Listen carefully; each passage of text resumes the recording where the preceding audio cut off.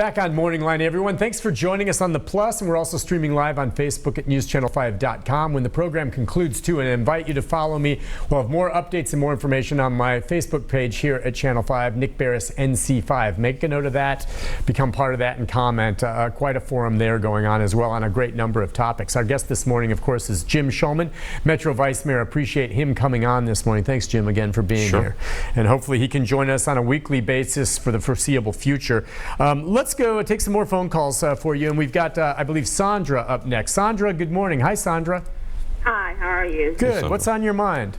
Again, it's relating to the stay-at-home order. I believe I mentioned in the past I do have a family member that's disabled. He is still in the residence of our deceased mother.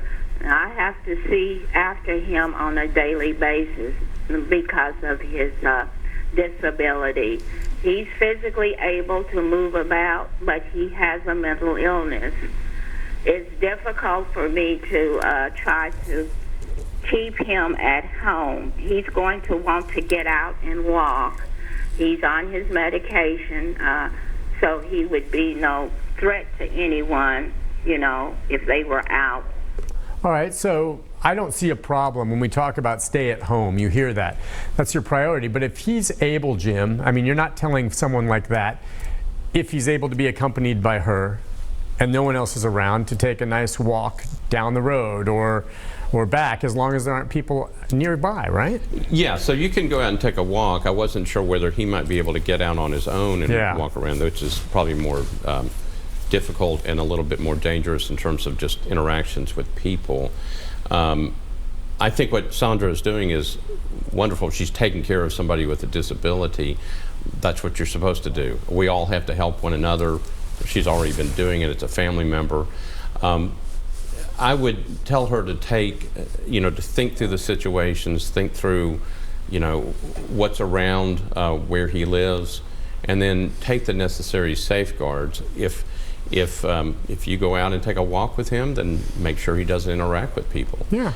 If you need help, there are plenty of places around town. Make that phone call, because it may be, as depending on how long this thing lasts, you may need some essential services. There are groups around that are willing to help. There are volunteers. I know volunteers lining up to help. If you need help, reach out. You can certainly do that. I've given my information before. It's jim.shulman@nashville.gov. My number is 615-584-1082. If you need help, call. My voicemail fills up, but just keep calling, and we can get you to the right place. But she's concerned about the right stuff. Yeah, no, absolutely. Yeah. A lot of people on Facebook right now also concerned, and they may not have joined us yesterday because we did address this on yesterday's show about the homeless and what the city's doing for that. And as a matter of fact, we saw the big extension to the rescue mission over at the fairgrounds. And so it sounds to me like the city here, at least, I don't know about other ones, but here in Metro Nashville, they're addressing the homeless population and giving them a place and making sure they're educated and they're not being forgotten. No. There's a whole area, a group of people working on the homeless, trying to make sure that's taken care of too. What's amazing, Nick, is that there are so many different aspects to this thing, whether it's homelessness or, where the testing sites are, or what we were talking about before was people calling in and concerned about, the number of people in a particular business. I think people, it's so interesting to listen to the questions and hear what people are saying. People are really, really trying hard to get this thing over with. We want to get back to where we were, or as close to where we were as before. And I was telling you that a lot of the reasons for, I think, a lot of the speed up, particularly with Metro, was scenes like from Channel 5 showing the bars, a couple weeks ago downtown that were just packed. And it's like people on spring break, all the kids that were on spring break, people going, you got to take this seriously. And so people are calling in concerned. That's a good thing. That's what they're supposed to be doing. They're taking this thing seriously. I'm really proud of Nashville. You're doing good. Let's go next to Trish. Trish, good morning. What's on your mind, Trish? Hi, Nick. Hi. Well, I just thank you first, all of you guys, for taking care of us as far as keeping us updated. We appreciate that. Myself, I've been in for, this is my 3rd week. I'm trying to be serious about this and keep myself, my family safe, as well as others. My concern is, I understand, certain things, grocery stores, for instance, have to be open. We can only supply so much, and we do need to go out at time to time to get something. However, I'm wondering about a lot of these companies, like big construction sites, for instance, our governor's own company. I know they are still operating. How is that a necessity? I know I'm sure trying to keep economy going, things like that, but at the same time, these big construction sites have a lot of people on them, and that's a lot of close area. I don't see how they can be at least 6 feet apart.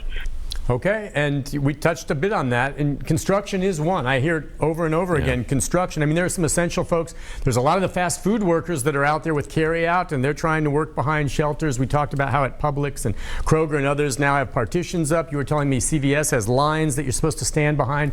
You don't see that kind of thing at a construction site or if you're a landscaping company that's working in large groups. And a lot of people bring that up on Facebook and elsewhere. I mean, what do you say about, a construction site, maybe one of them downtown, that has dozens of workers right now in the process of building something? So a lot of these things started with CDC, and the CDC trying to figure out, what was essential, what was not, and then passing it down, and then states picking up, cities picking it up, and trying to follow some of the same guidelines. Construction, considered to be something essential. Factories too, by the way. Factories too, someone's saying, and they can work side by side. We just have about 2 minutes, Jim, but Sure. your take on that, because it seems a lot of confusion, and there's a lot of people out there concerned that they want to stay home, but they're being told by the construction site or the factory or something, some other business, that they have to come in or they will lose their job. Well, so again, common sense, I would strongly encourage employers to use common sense about what they should be doing. So there are some factories that have machines that are up and running all the time. You can't just walk away because those things need to be monitored and so forth. But what I would encourage employers to do is take a serious look at who is essential, who is non-essential. Doesn't mean that everybody is really essential, but who can stay home and who can come in to make sure those machines are being taken care of so that everything's fine.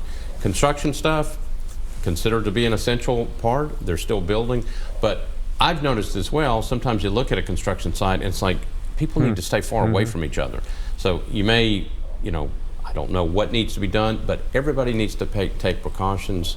I'm hearing these concerns like what Trish is saying. We pass them along.